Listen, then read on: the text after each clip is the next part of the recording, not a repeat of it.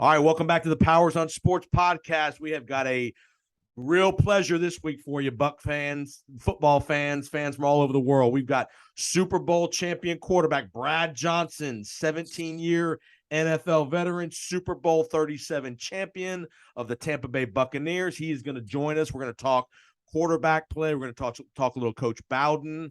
We're going to talk about his TikTok career, man. He is a TikTok superstar at Big Bad Brad 14 on TikTok. Welcome back, Brad Johnson. Hey, Jace, appreciate you reaching out, buddy. We'll have a lot of fun, tell some stories here, and see where it goes, man. Let's do it. That's right. First, we're going to give a little shout-out. Brad's son is the starting quarterback at Texas A&M. He's heading over to Starkville this weekend for a little SEC West showdown in Stark, Vegas. Looking forward to the trip over to Stark, Vegas. No doubt about it. It's crazy. I mean, actually, Max was there in Starkville last year, but he was in a different purple and gold color with LSU. So Going back to back, all these games are kind of crazy in the SEC. Last week they had a crazy one in the Jerry's World over there in Dallas with Arkansas and the doink and the whole thing. But Mississippi State, it's going to be a great challenge. So head over there. I'm like every other parent and fan and trying to find a parking spot and eating popcorn and hopefully Aggies come out with a win. How's Miss Nikki handling all the stress? She doing all right? Yeah, it's crazy as a parent. I mean, people just watching games, but you got to realize, so much goes on with raising kids. We have two kids there at Texas A&M with Jake. He's had a little injury, so he's kind of recovering from that. So you're kind of dealing with emotions of both of them, but you're also dealing with school and football and everything that goes along with it. So a lot happening there, but hopefully come away with a win and be happy for another 6 days. Speaking of college, I want to get your thoughts. I know we haven't talked since Coach Bowden passed away.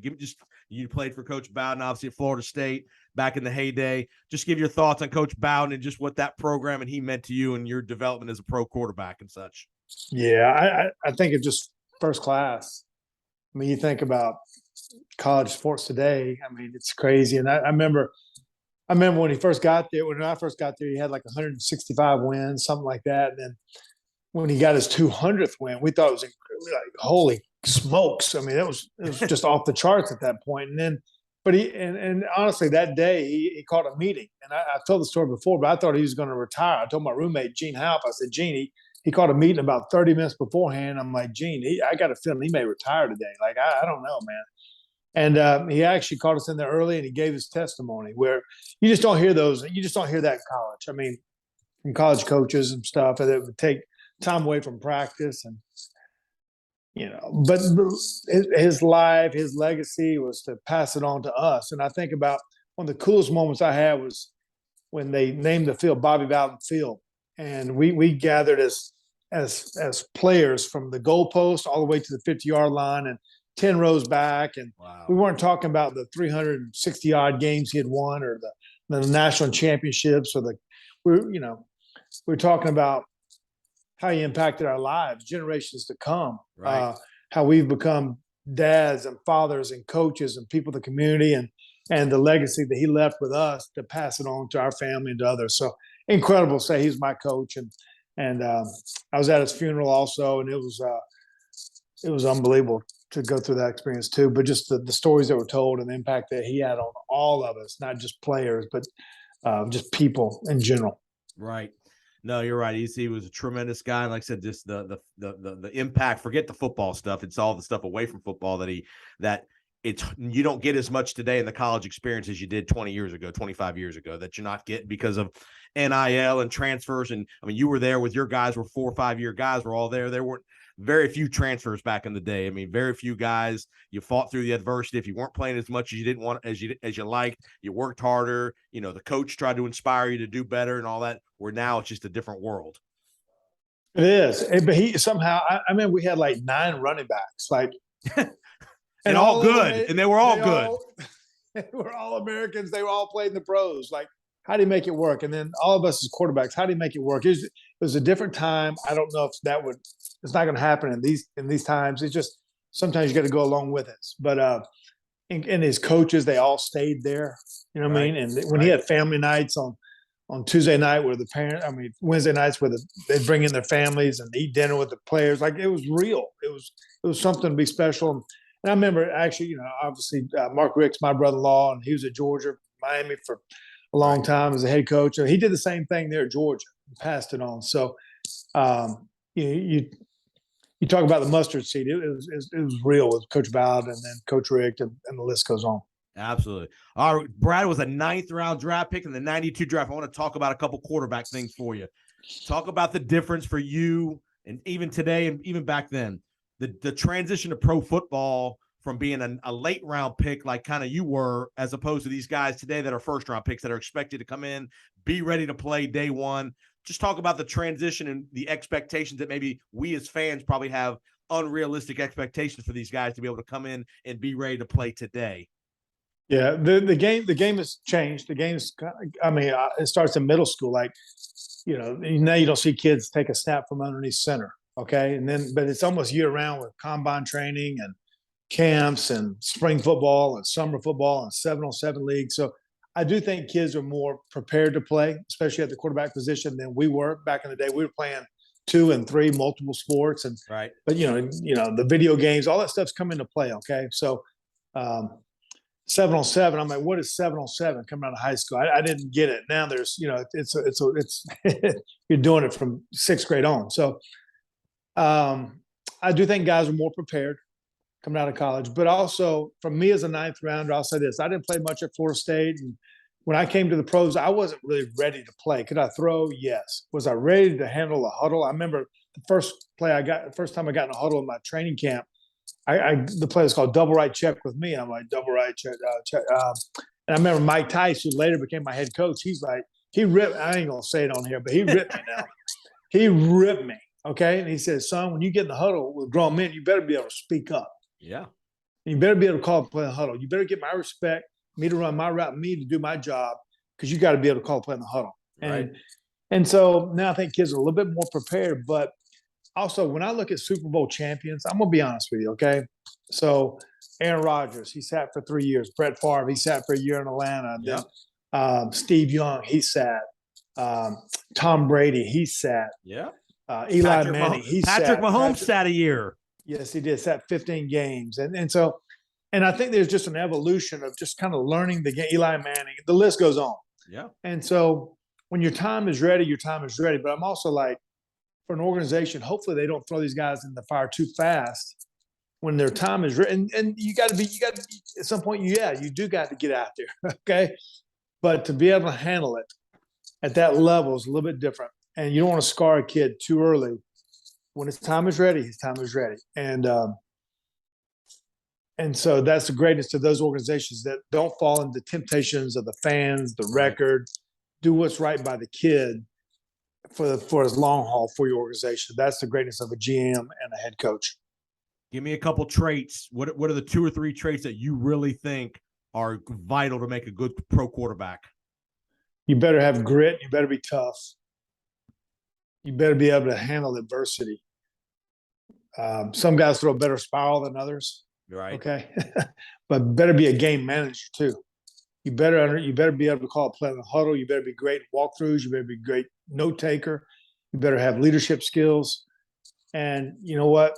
And as a quarterback, you got to be accurate with the ball, great decision maker, be great on third downs, and be great in clutch situations. That's a lot to be great about. Okay. Sure. So it's a hard position.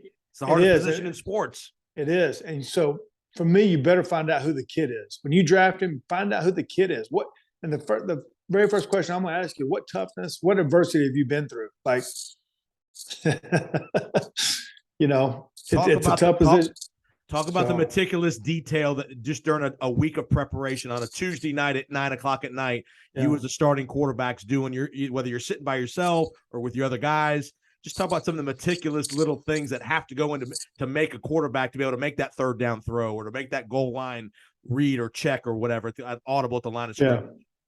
I do think there's a fine line there. I do. You can't watch film for 27 hours a day. Okay, you can't get stressed out about it either. You gotta know your system first. Know your system.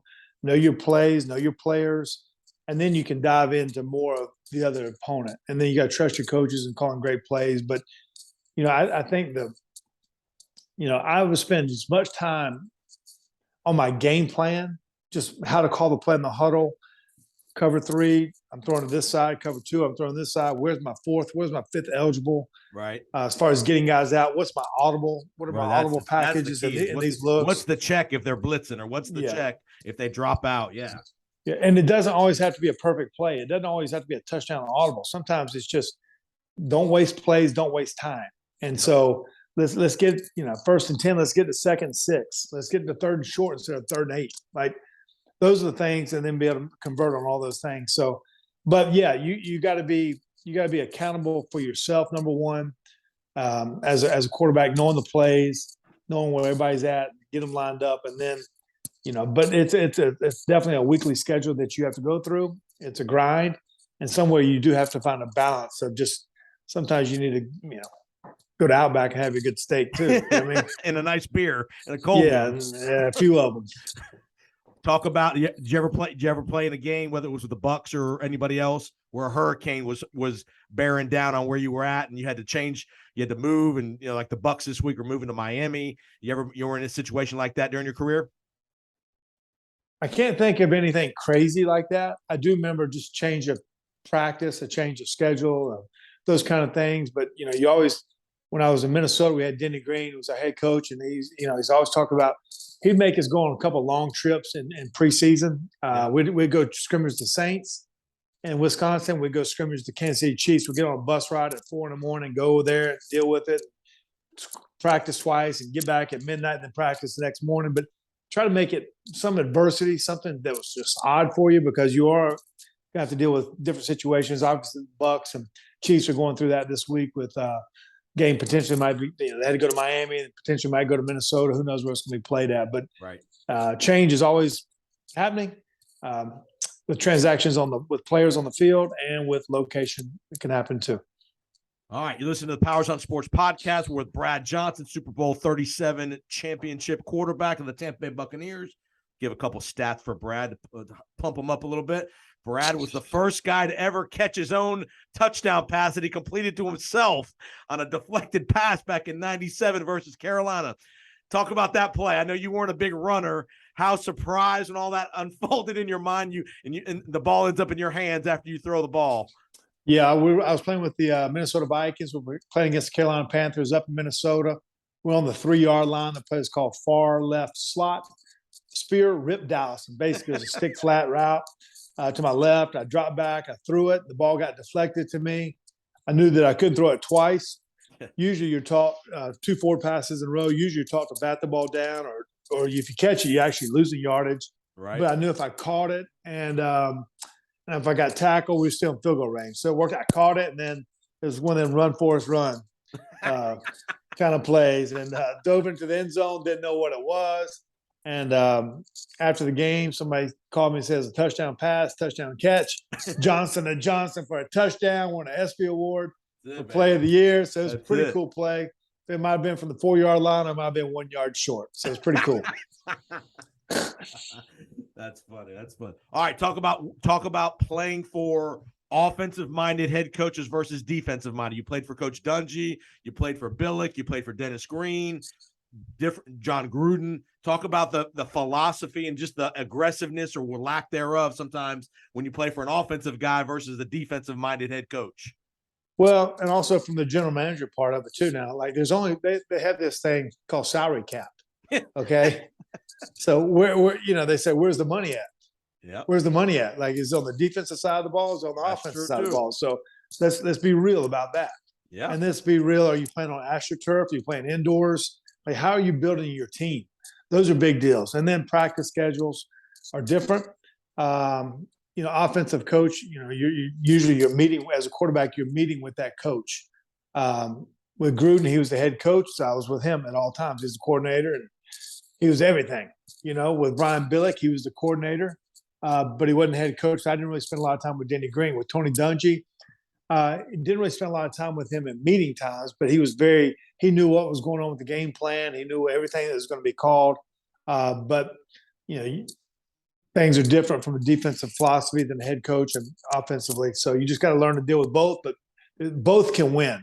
And you can change stats or whoever they are. It's the flavor of the month or flavor of the year of who's winning. Right. Different ways to do it, and but both can be successful. So I didn't mind. What I was grateful for was playing for great coaches. I played for Wade Phillips in Dallas. He was an awesome head coach. And so I think the other part about being a head coach is your schedule. Like, how's your training camp schedule? How's your bye week schedule? How's your short week schedule with a Thursday night game or a Monday night game or a Thanksgiving Day game? So the schedule is key to all those kind of things. And I thought Wade Phillips, Tony Dungy, John Gruden, Denny Green, Brian Billick, they were all very strategic and very organized as far as the schedule went. That's keeping guys fresh and then knowing when to push them all at the same time. And you make a great point about the GM, because in Tampa, it was a defensive. Most of the money was on the defense. When you were in Minnesota, you had Chris Carter, all Robert Smith, and all those guys. I mean, a lot of the money was on the offensive side, and you saw that, and that's for the quarterback. They don't give a damn. They want you. You got to deal with it both ways, no matter what the situation is. So that's the challenge No doubt about it. I mean, it's like it's a free agent. You got free agents. You got so much on the salary cap. Who are we picking? Say the Green Bay Packers. Yeah. Aaron Rodgers. He's been dealing with this for a long time. I mean, who we drafted, who we bringing in as free agent players, and so that's a big deal. Philosophy. When these owners, they hire these head coaches. That's a big deal. What's their philosophy with the salary cap? What's their big deal for the kind of players that they need on the roster, special teams players, all the above. So it's a lot more than just, calling a play in the red zone for a touchdown or not, Quarterback play wise, what do you think? Do you think the biggest thing that lacks from the college kid to the pro kid is their ability to the freedom that they're given to audible, things like that, where college, a lot of these plays are 1 and 2 word plays, where in the NFL, you read off a play, it's 7 or 8 words is one play. Talk about that learning curve of learning the language of the NFL. No doubt about it. I mean, when you from the side, in college, you go out there and you look at your center, then all of a sudden you look over there to your coach, and then you look back and you clap your hands. You know what I mean? Right. And like we talked about earlier, like you get, big boy ball, you got to be able to call a play in the huddle. You shit screen left, west, F short, spiral 2, wide banana, Z over, heads up for 359 smoke. Like, call the play and mean it. You know what I mean? And then be able to audible off of it. You know what I mean? Those are the things, and be able to think without being told what to do from the sidelines. So you better understand protections. Protections are a big thing. You better understand how to get through your progressions. You better know how to protect the ball and be a game manager, throw it away, punt, right, and then score in critical situations. Like, people want to hear that, but that's the greatness of Tom Brady and Peyton Manning and Drew Brees, and take the shots when they're there, and then that ball matters at some point. So. But you got to be able to, that's the difference between college and pro.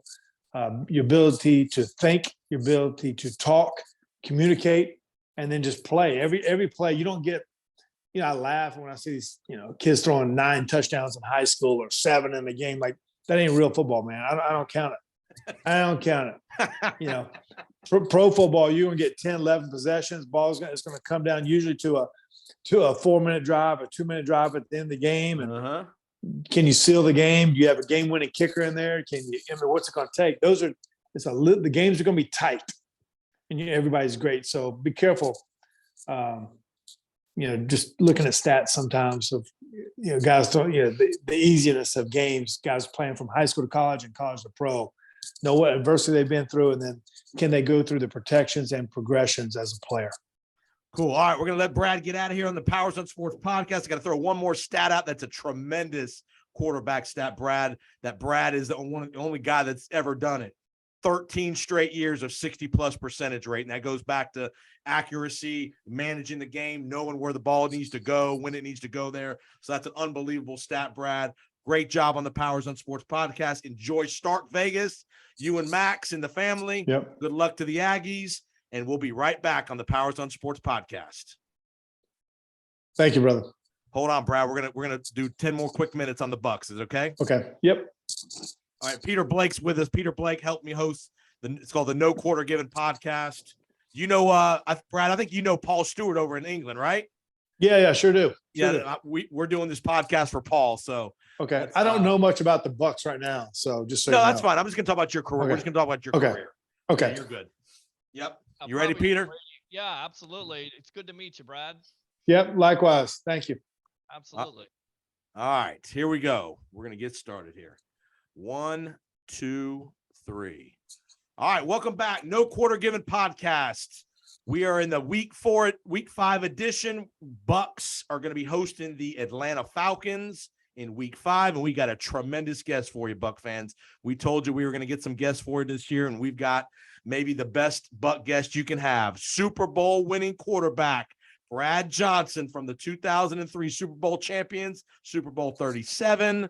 He led your Buccaneers to their first ever world championship. Welcome to the podcast, Brad. Yep, man. I appreciate Jason. Thanks for reaching out. Appreciate being on the podcast and tell some Buck stories and relive some old days. So thank you. Yeah, Brad was quarterback from 2001 to 2004. And welcome in Peter Blake as well, co-hosting. Appreciate you getting on with us. And we're just going to talk to Brad for about 10 minutes about his Buck career. We're going to go just ask some good questions about his Buck career. First question I want to ask, and I'll get it to Peter. When you were making your decision, Brad, when you were a free agent, you had a decision to make between Baltimore and Tampa Bay. What was the one thing that was the big thing that was your determining factor in deciding you want to be a Tampa Bay Buccaneer? Yeah, there were really two factors, to be honest with you.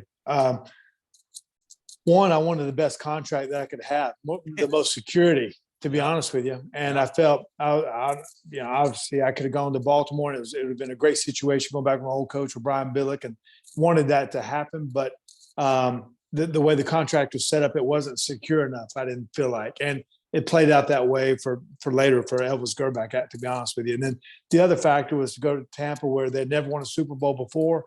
They'd had 3 Super Bowl quarterbacks, and Steve Young, Trent Dilfer, and Doug Williams that had won Super Bowls at other places, but it had never been done in Tampa. So for me, hopefully to be the first one to do it for that franchise was a big deal. Last time the state of Florida happened was Bob Greasy in the early 70s. So obviously it happened with Tom Brady 2 years ago, but that was a big reason for me to come to Tampa also. Peter Blake, go ahead, buddy. Yeah, I mean, how much did Tony Dungy have an impact on you, not only in that decision, but also throughout your playing career with the Tampa Bay Buccaneers? Yeah, Tony and I had been together in Minnesota for 3 years. He was the coordinator there, had a great relationship with Tony. And had played against the Buccaneers for, quite a few times, being in Minnesota in the division, playing against them in Washington.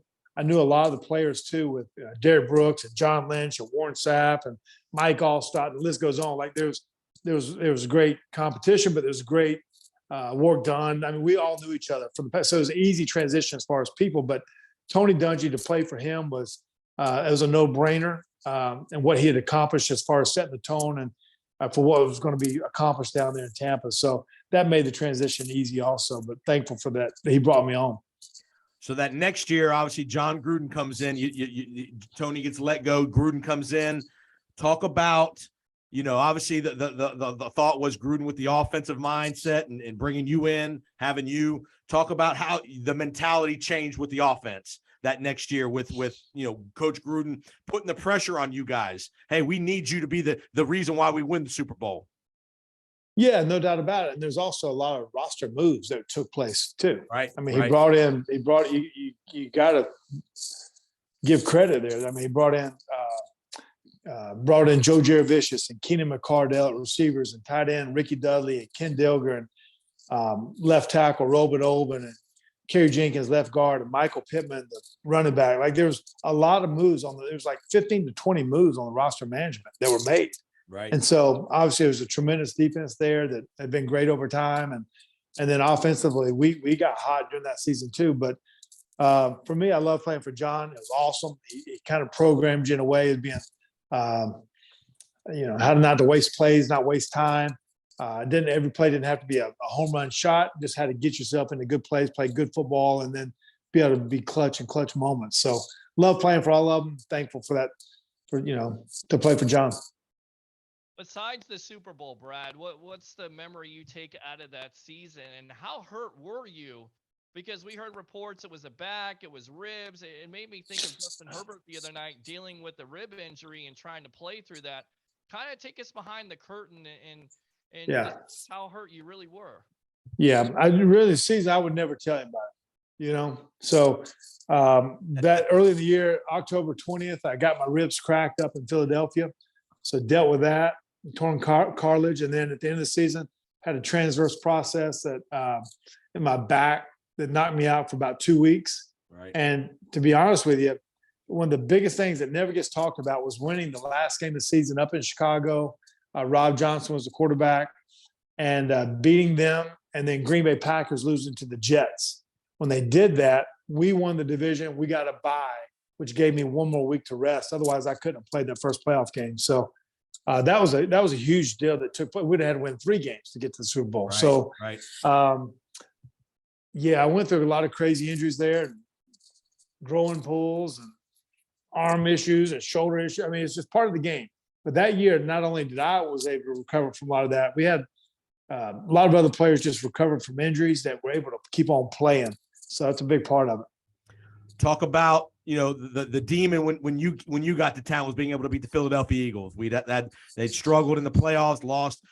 Talk about, was that your Super Bowl when you closed down the vet, when you guys closed down that, knowing, hey, we're the best damn team in this league, we can just get through Philadelphia? They were a team that in their run, they had 4 opportunities. They went to 4 NFC Championship games in a row. They never won the Super Bowl, but in Philadelphia. But for us in Tampa, they'd beaten us 4 straight times, beaten us in the playoffs twice. Right. That year, October 20th, we went up there. Gruden's first year, when we won the Super Bowl, and they beat us, I don't know, like 20-10. I can't remember the score, but it felt like it was 55-2. Like, it was ugly. I left there, my ribs cracked, and right.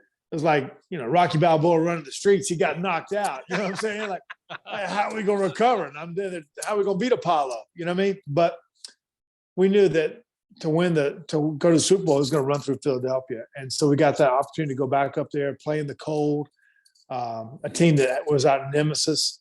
So that was the last game at the vet. At the vet, closed it down. They made us celebrate inside the locker room, not on the field.